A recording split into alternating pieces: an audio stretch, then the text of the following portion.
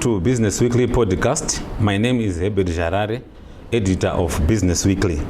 Today I have other chairperson and agriculture expert, Mr. Ivan Craig, who is also Sales, Marketing and Extension Director, AgriSeeds. Welcome to the program, Mr. Craig.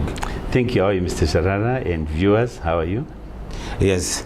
Let's start with the statistics and the brief background. Zimbabwean farmers produced 750,000 tons of cereals in 2023-2024 season, and government has announced strategic plans to increase production to over 3.2 million in 2024-2025 season.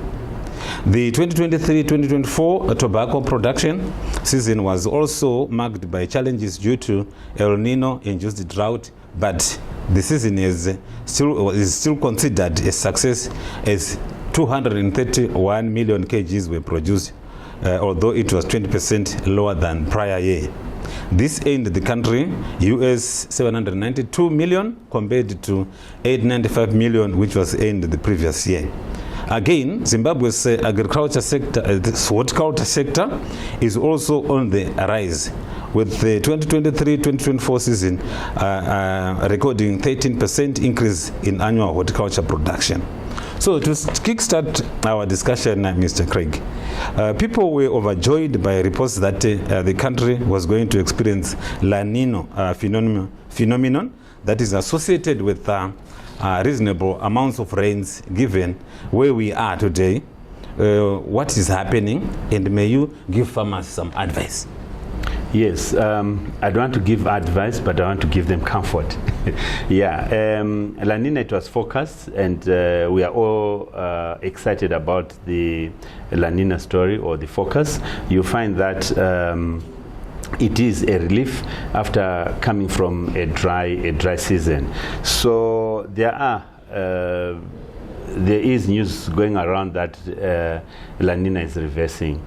But if you look at the analysis of the latest forecast, you find that the beginning of the season is actually split into three, where the first part, which is October to December, we are going to have normal to normal season, of which normal to normal season is the rain which you want, because that will help us to establish the crop, that is planting, germination and emergence of the crop, and seeing it through in the early stages of vegetative development. Right. The second part is December to January, where we are saying it is going to be normal to slightly above normal.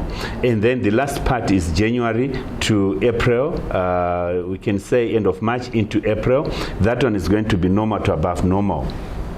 So you find this time, which is the last phase of the season, where we are going to have abundance rains. It is the time we need more rain, because that's when the crops are flowering. That's when the crops are filling up in terms of filling up the canals.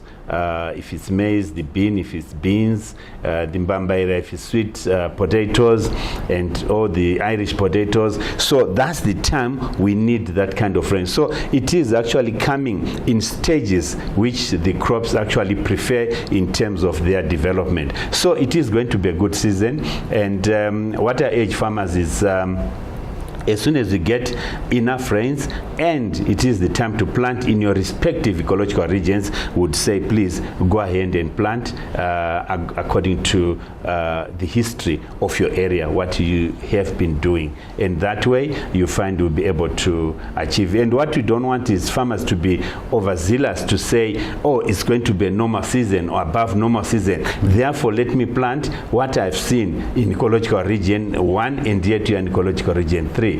Plant what is suitable for your ecological region. Just match the two ecological regions. That's the length of the season, the amount of water, and the crop which does well in that ecological region. If you're not sure, we've got Agritech extension officers on the ground whom you can consult, and they'll give you appropriate advice on what crop and what variety to grow in your respective ecological region.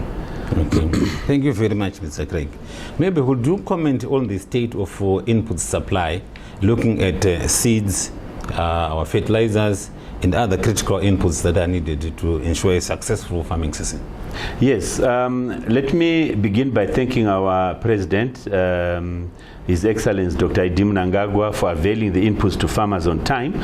You find as we speak, already farmers are receiving their fertilizers and their seeds. You know, Zimbabwe is quite big. We might not be on time to everybody, but most farmers have started receiving the inputs. These are the presidential input programs in the rural areas, and I've witnessed some we have already received. And commercial farmers, we've got banks, AFC, our own bank, and then we have other banks which are involved in the agro yield. This is supplying the inputs to farmers at a commercial level, and they've already started drawing down the inputs. That's your fertilizer and seed. And generally, if you look at the industry of chemical fertilizer and seed, we have enough to support the farming program for this current season here.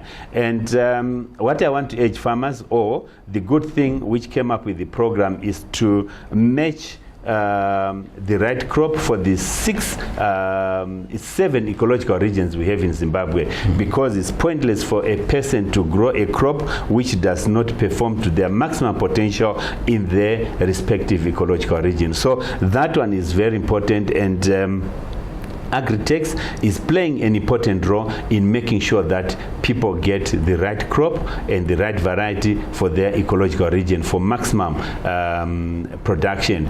And again, you find that if farmers are in marginal areas and you are growing a traditional crop, your finger millet or pew millet, or even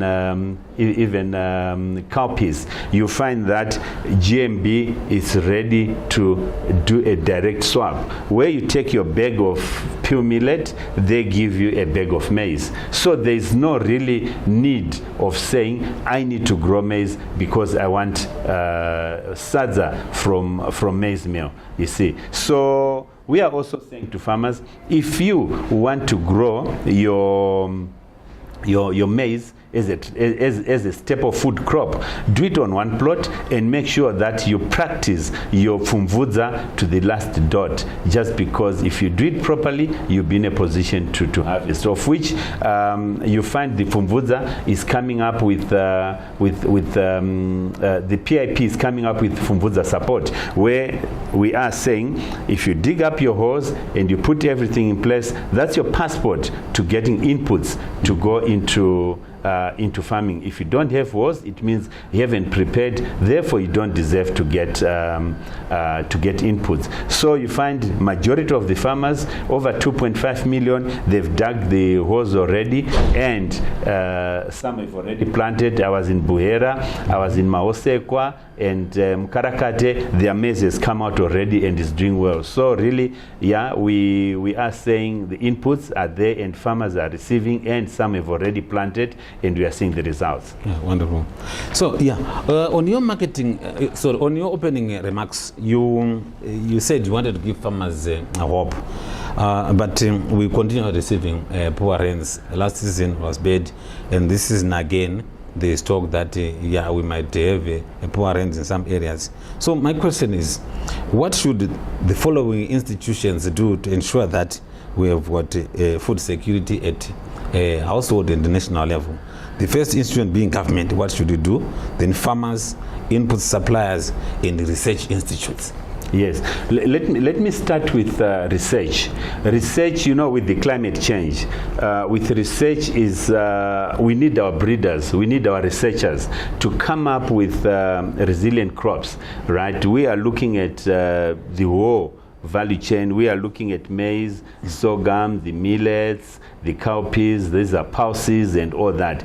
They must breed some crops and varieties which are suited to our ecological regions or current ecological regions, and also which can tolerate the future of our climate change, because climate change is here forever, and climate change needs to be managed, and we need to work around it in order to make sure that we overcome the challenges which are coming in with the climate change. We can't change climate change. It's coming as it is, but it's us, the people, who have to work around. So breeders have to do that. And let me go to the government. The government is playing an important role, of which we applaud and appreciate the work which they are doing in terms of cushioning the farmers with inputs which are at a rural level, which for free. You get your fertilizers, your basal, your top dressing, you get your seed, and you get your herbicide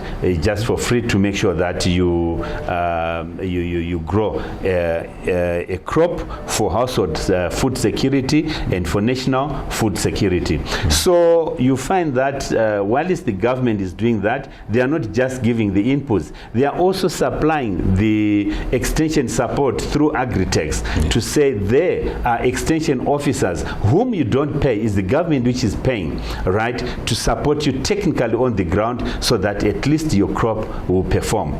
So that's the role of the government, and making sure that the seed or the inputs are put to where the farmers are, on their doorsteps, right? And that's very, very important. If farmers fail to farm, it's their own fault now, but the government is trying at its level best to make sure that people get inputs on time, and they do that.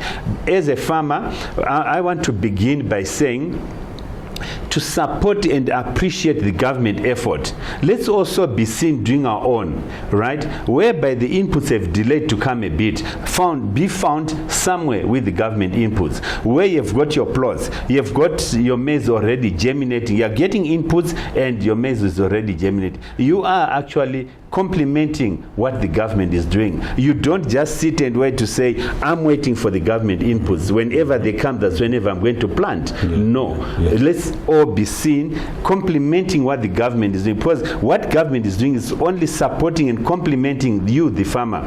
So you must be seen doing the reverse. So a token of appreciation to our president is to make sure that his inputs must find you, or they must catch you while you have used your own to initialize the farming of that particular season, right? And secondly, we are saying to farmers, you don't have to be forced to make your horse before you get the inputs, or as a passport to get the inputs. You must doing it willingly, because you know it works. You know it has worked, you have got the results. Therefore, you have to make sure that you prepare on time and you do it properly, and make sure everything is in place, ready for the season. And make sure that with all the support you are getting as a farmer, you have to make sure that all the inputs which come have to be dealt with all fairness. That is planting on time, making sure that the vegetative management is taking place. That's your weeding, scouting for pests and diseases, spray according to recommendations and the like, so that at least you get the results, good results out of that, where you are going to be food secured, where the nation is going to be food secured, and whatever you sell will also improve your income, which is an income security as well, which we are saying, farmers, let's put hands together, let's work together with the government, irrespective of your affiliation. Make sure that you comply, because when the president is a president of everybody, and everybody must benefit. So let's take advantage and ride on that, and make sure we produce food to feed ourselves and feed the nation. Who knows, if we get abundance, we might export and earn ourselves forex, which is good for the country. So let's work hard. And I also want to say, to the people who are giving the inputs, let's try and be honest. The president has illustrated and has re-emphasized that when the inputs come, give the vulnerable first, give the most deserving people first, and as a leadership you can benefit last, right? That's one point. Secondly, let's try and be transparent and honest. Let's try to make sure that we take the inputs, direct them exactly to where they are supposed to be going, because you find some people, officers in charge and the leadership in charge, they end up diverting the inputs. Instead of giving the people who are supposed to benefit, they are stealing and selling, right? We're seeing it. It's happening in some areas where you find free fertilizer on the market, free seed on the market. That should stop. The president has emphasized that please make sure that give the inputs to the deserving people. So to the people who are distributing, please make sure you're honest enough to direct the inputs to where they are supposed to be going for the people to benefit, and eventually is the country and the farmer who benefits at the end of the day. Oh, thank you very much.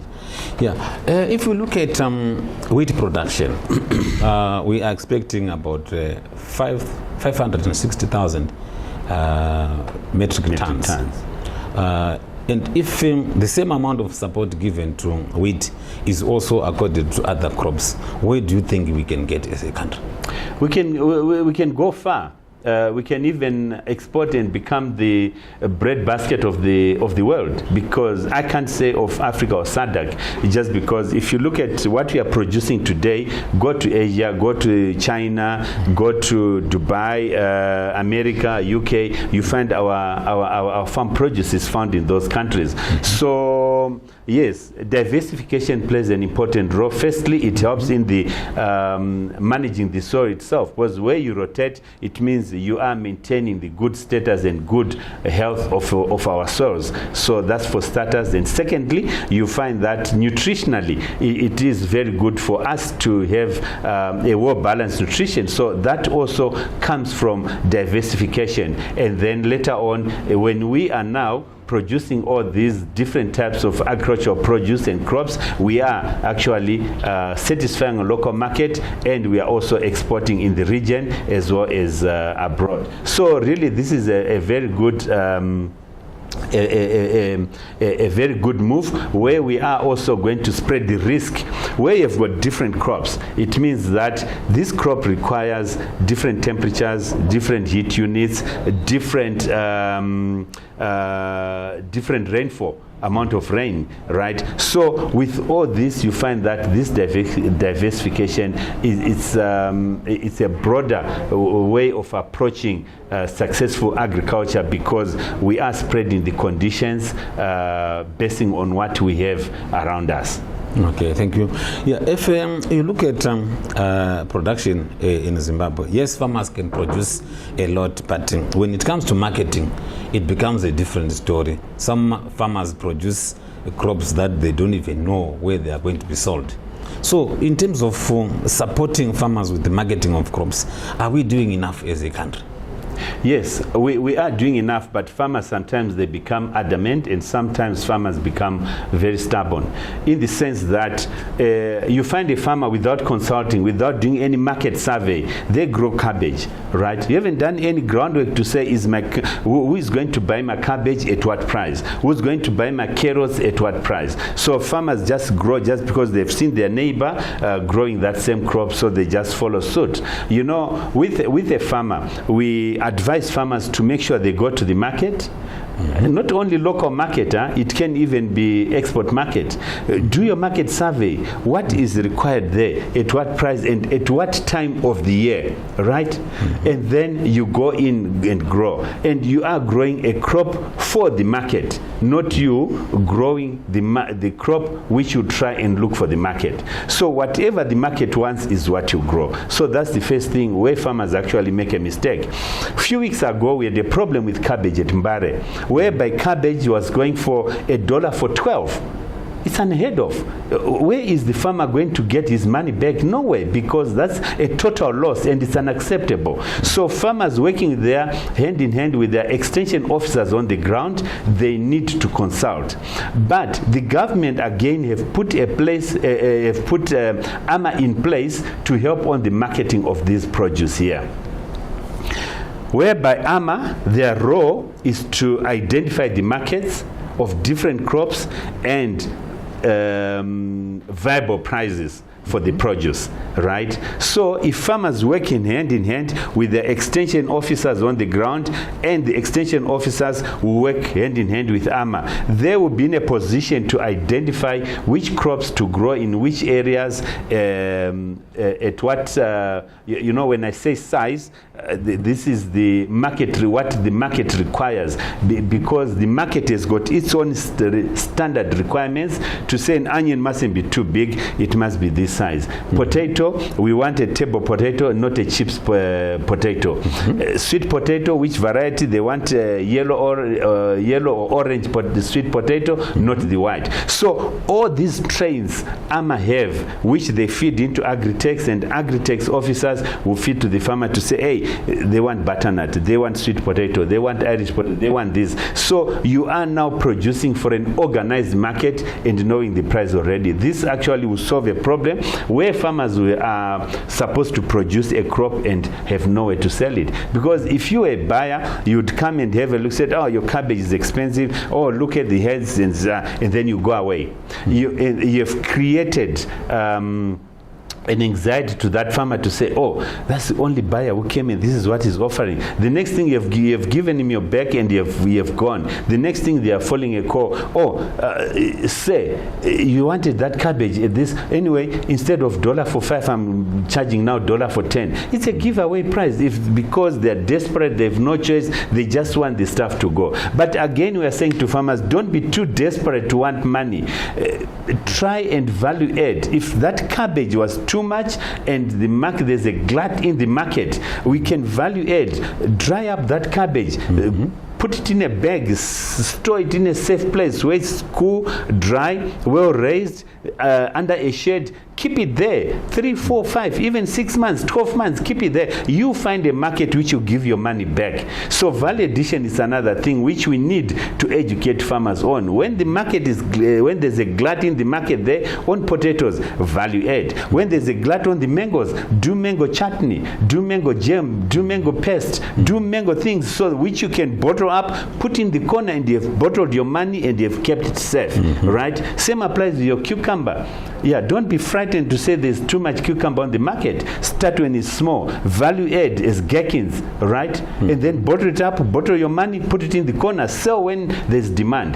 That way you find that you'll be able to recover your money back, and the business becomes viable. So there is a lot which we can do as a farmer to say, who do I want to grow for, at what price, and for which country. I'm saying for which country because they must move away from the mentality that I'm only growing for Mbare Msiga, or I'm only growing for Sakuba market.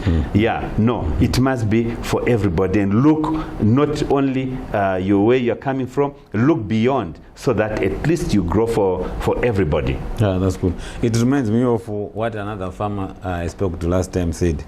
He said, if you are growing crops that do not board a plane and cross oceans, you haven't started farming. Exactly. Remember, there's a story of this young guy was studying at Poly, paying his own fees, who was going in the raw areas from Mondoro there, picking up those Pico traditional cucumbers, you know, the yellow ones. Yes. Yeah, he was getting those from Mondoro and exporting to the Europe. Correct. And that one fruit was going for, if I'm not mistaken, 14 pounds for one. So yeah, think outside your country and see what you can, you know, the use of technology. Go to AMA, Google, see what is needed, which country, and go to the airport and see who can export for you. Oh, perfect. It's doable. Perfect. Yeah. Okay. Yeah. So let's look at another issue which is of concern in terms of production is concerned at farms. The issue for soil testing. Please emphasize the importance of soil testing for farmers to ensure viability of farms. Right. Farming starts with environment. Right, and the environment which we live in, the ecosystem in the soil and the ecosystem above, the two actually work hand in hand, right? Where the ecosystem in the soil, where your soil is healthy, it's rich, it's got organic matter, you find that it gives away everything, and 100% utilization of nutrients which you put in the soil for the betterment of your crop above. So the soil, the ecosystem in the soil helps us to survive above the soil or above the ground. So really having your soil tested is very important, because you find the soil has got a scale of 0 to 14, which is pH, right? And 7 being the neutral. Any soil which actually with a pH which starts from 7 going towards 0, it means the soils are going towards acidic soils. And the one from 0 going towards 14, it's going towards alkalinic of the soil. This is the sweet test of the soil. The danger is all the soil which is from 7 goes down and beyond, goes beyond 5. Those soils are acidic soils. Therefore, performance of the fertilizers which you are going to put is compromised. Where a soil is at 4.5 pH, you find there's 60% utilization of soil, of fertilizer. So you put your 100 kgs, it means 60 kgs is going to, am I right? Anyway, 60% of that is going to be utilized. So as a result, you find that you are starting on a 40% loss already. And then correct it just to 5.5, you're increasing it to 75, 80%. 6.8, already it's 100% utilization of your soil. So having your soils tested again, where the condition is favorable, that ecosystem, the life in the soil, the condition becomes favorable as well. So good soil management, it starts with winter plow, where we are saying, let's winter plow, we conserve the moisture, we turn around all the debris, all the wheat straws, the residuals of any crop in the soil, including the weeds, everything is put under, it decomposes into manure. That manure plus the residual moisture becomes the food of the ecosystem in the soil, therefore improving the soil status and good utilization of whatever into the soil to benefit the crop above. So that is where farming starts. It starts with the environment. Let's look after the soils so that it also looks after us up here. It's a subject on its own, whereby we are saying let's manage the soil so that we manage the crop above and the lives above the ground as well. Oh, thank you. Yeah. Recently, government increased the number of crops under warehouse system. Maybe just to comment on the idea of increasing the crops to include even livestock under warehouse system. Yes, we come from different ecological regions. Let me say Zimbabwe is made out of 7 different ecological regions. That's 1, 2A, 2B, 3, 4, 5A, and 5B. Those are the 7 ecological regions of Zimbabwe. And in each ecological region, it has got its own unique weather pattern, which actually allows different operations to be carried out. If you are in high potential area and under irrigation, you can grow anything under the sun and they still do well. But in other ecological regions where you don't have irrigation, other crops do not perform at all, right? So we are looking at the ages of ecological region 3 into 4, very dry, marginal, right? 5A, 5B, very marginal as well. So there you find we need to grow crops which do well in those areas. If you go to Matabeleland, in the books, they say it's a cattle area. Yes. Even in the highway code, that's a cattle area, right? So you find those areas, if we don't include these animals, the goats, sheep, cattle, donkeys in the warehouse system, you find that those farmers are left behind. Because if you look at the receipt warehouse system, it's going to help farmers as a collateral. Because if I put my mombes under the collateral, right, you find that I get a receipt. That receipt I can go to the bank with and borrow against my receipt. Correct. I surrender my receipt. When I pay off, they give me back. If I fail, they actually pay to recover their money, right? Same applies if you are in an area where you are mandated or forced because of the weather conditions to grow a traditional crop, your finger millet, your pew millet, or cowpeas. It should be accepted in the warehouse system so that at least I take it there and I get my receipt, which I can use to borrow against, so that at least I get money out of. So the warehousing system is very important in this country and anywhere else as a way where a farmer actually can borrow against and be in a position to get money for other programs and activities at a village level, household level, and at a national level. So it is a welcome idea, and they must accept all crops and all animals against that, so that at least farmers will have somewhere to rely on as and when they wish to borrow money for any operation. Yeah, wonderful. Let's look at financing schemes in agriculture. Recently, government announced that land can now be transferable. And from your own opinion, to what extent is this going to unlock value, unlock financing in the agriculture sector? Yeah. Farming is like any other business which needs financing, where you have to sit down, whether with your family members or board members or management, to come up with a plan and a budget, right? Once you've got a budget, it needs support, and you can't expect to support your farming program from your own pocket if you don't have. A business must fund itself, and that's when banks come in. That's when banks now say, okay, oh, your budget looks very attractive, but what do you have to support your budget as collateral? And if you don't have, that's where your project dies, right?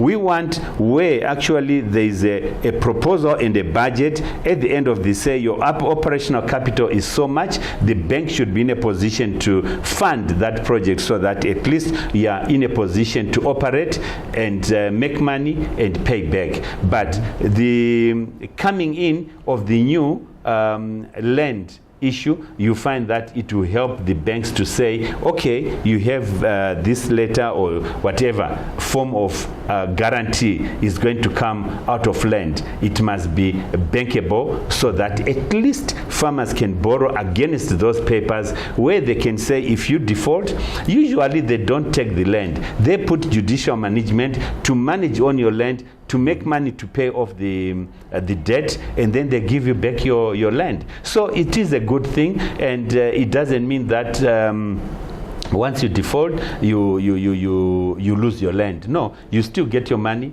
and with judicial management, is they're going to work on your land. You also be surviving on that. They also give you an allowance, and at the same time to get their money until it's paid off. So yeah, it's a good move, and we hope it can be expedited, so that at least farmers can start benefiting from that, because a lot of farmers actually are failing to farm just because there's no capital injection, and they can't put their, you can't put a family house deeds against a capital to fund a project. And if you're a stubborn father, a stubborn mother, yes, you can do that. But if you're level-headed, you discuss with your family members to say, can we do this? But 100% they'll say, no, you can't risk the house against the project.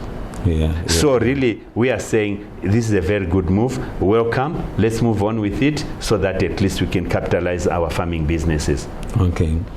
Yeah. Again, related to financing, every year government announces producer prices of cereals in most cases.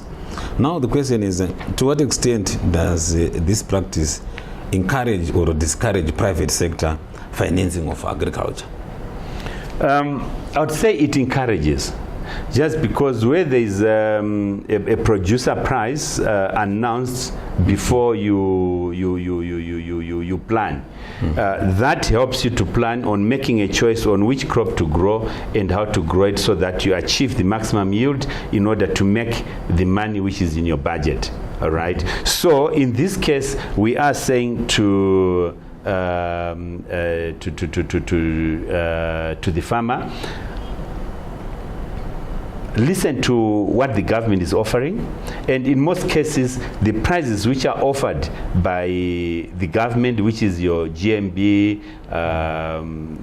the CODCO, I want to say Cotton Marketing Board, okay. CODCO, it's because of my age, don't worry. Oh, yeah, it's okay. CODCO, and all those people who actually procure all these things, you find the producer price is mostly favorable, all right? So once you've got that producer price, at least if you know the potential of your area and what you are going to make, you should be, the banks should be in a position to say, okay, with your crop, look at tobacco, all right, to say, okay, that's your tobacco crop, or maybe that's your maize crop. The potential, they work on the potential of this is probably 10 tons per hectare, or tobacco is 4 tons per hectare. So really, they start working on that and backwards to say, okay, therefore, we give you so much, basing on what they have seen. So it helps a lot, because it's pointless to say, I'm expecting maybe 100 tons of maize. At what price? You don't know the price. So the bank cannot commit itself just because you don't know the value of the crop which you are growing. So knowing the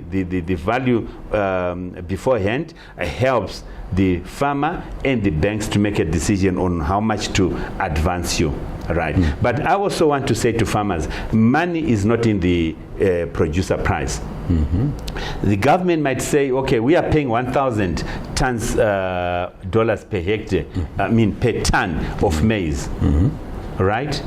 If you don't even make that 1 ton, you are not going to make that 1,000. Yes, so even if they say $250 per ton or $300 per ton, right?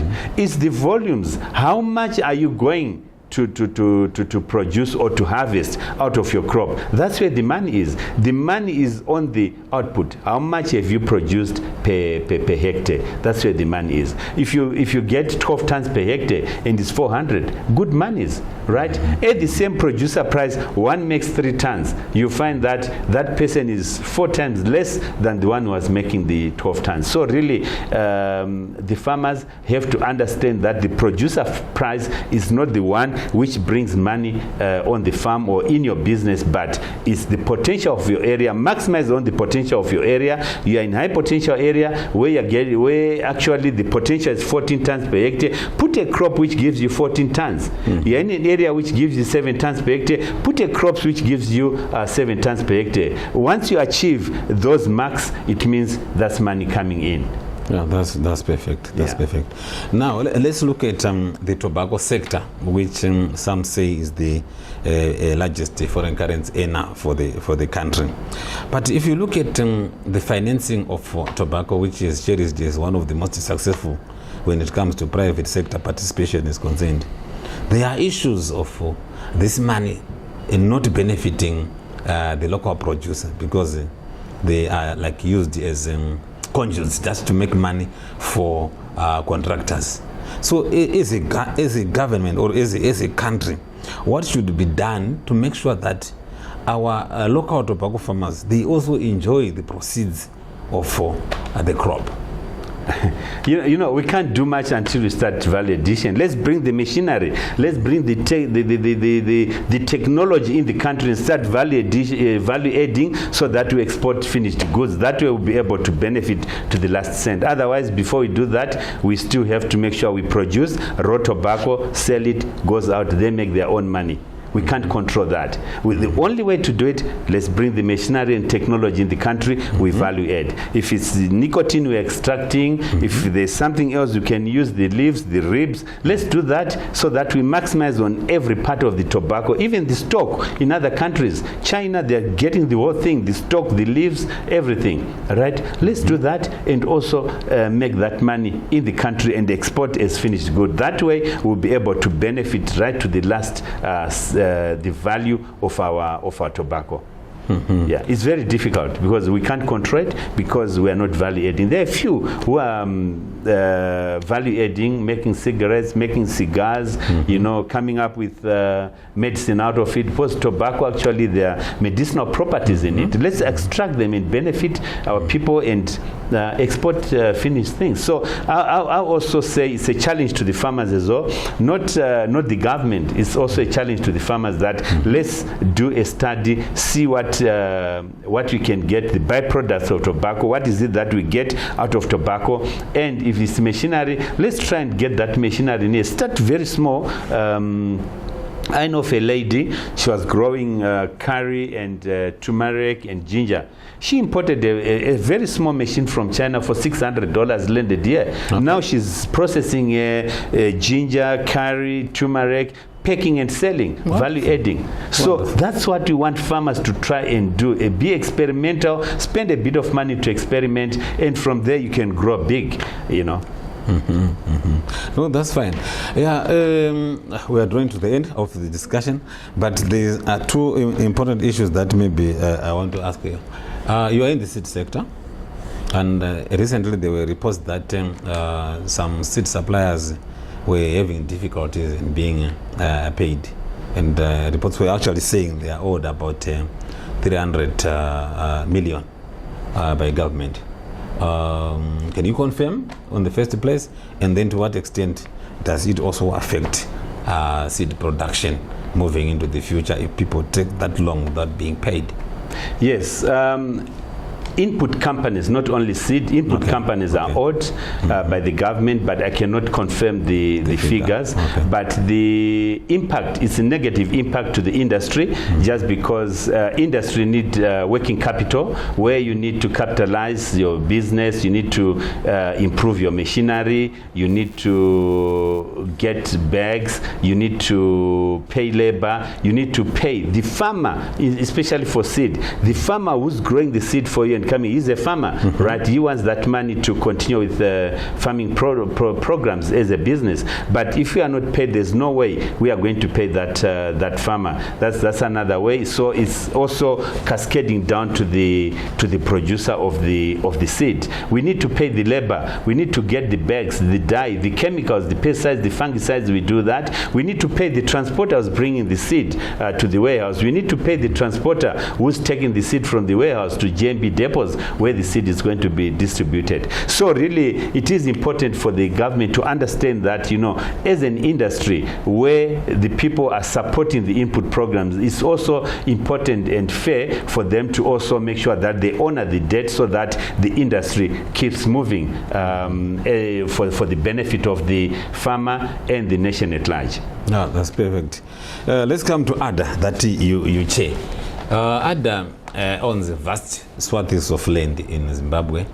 Now question is ADA living up to its billing as an institution owned by government? And when it comes to value addition of crops, is also ADA taking up that challenge?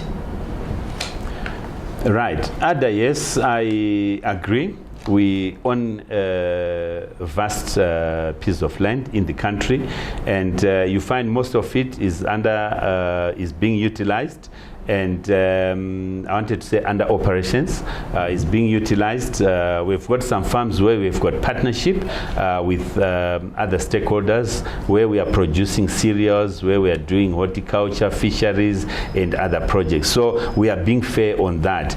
And then other estates, you find that we are in the process of capitalizing the estates, where we've got abundance land, we've got abundance water, but we just need to bring in water to the land so that at least we can farm. So we are in negotiations with partners or potential partners, so that they come in with funding, so that we put water on the ground and be in a position to till those lands. And I think we are being fair there, just because setting up an irrigation is very expensive. You need someone to assist. So we've approached banks, we've approached other organizations, both local and abroad, to come in and partner us, so that at least we are able to get funding to make sure that we have operations going on the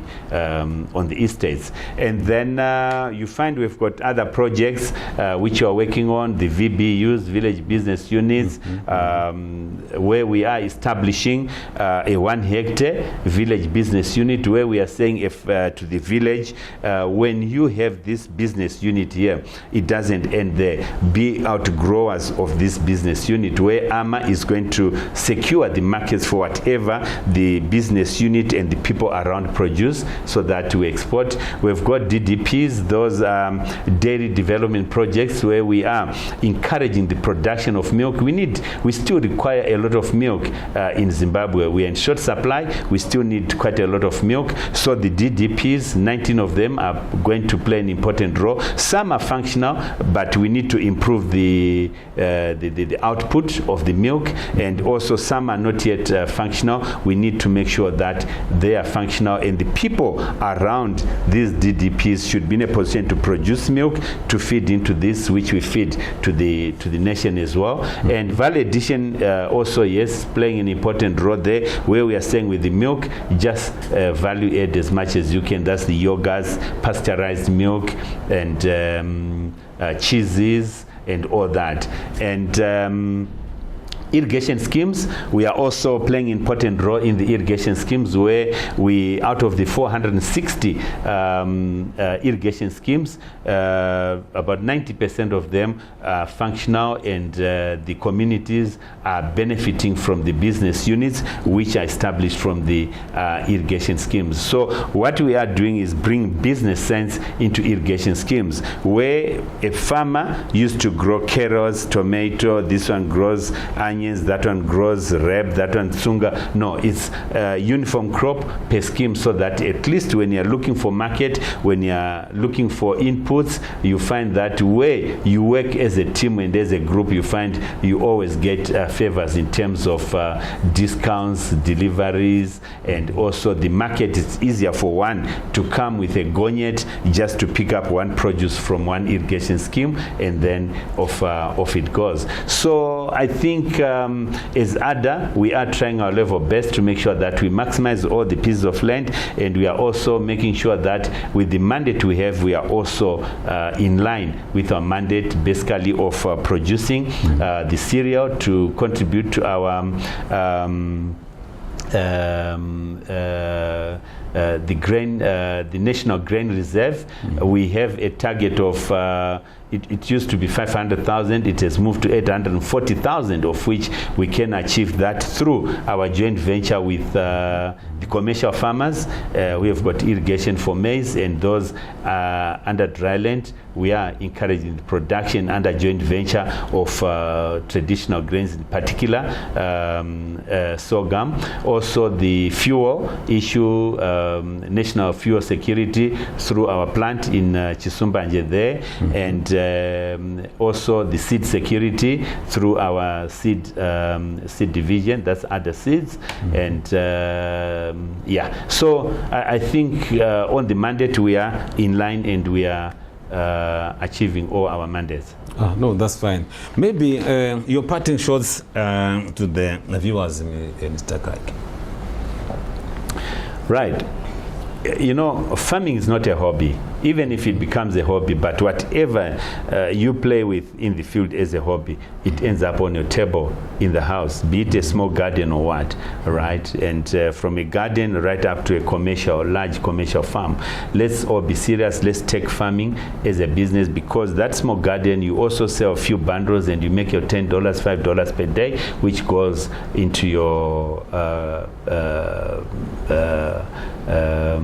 revenue stream at a household level. So you find that as much as you're selling those few bundles or few tomatoes and make just $3, $5, even $10, it shows that it is a business. Because if it's not a business, give away for free, but you are selling just because you want that money and to put back into that small garden. And then commercial farm, you also need to grow some crops which gives you a good return, so that you are able to go back into farming and be in a position to run your family as well, including going on holidays. So really, farming is business. So farmers, we've got agritech extension officers on the ground to help us, whether in a garden or large commercial farm. Let's make use of these extension officers, so that we maximize on our business, so that we run whatever size of a farm into a business, and we should be in a position to live well and achieve the target of Vision 2030 to live a standard life. Oh, that's one. Thank you very much, sir. Thank you very much. I appreciate. There you are, viewers. That was Mr. Craig, Chairman of ADA. See you in our next programs. Thank you.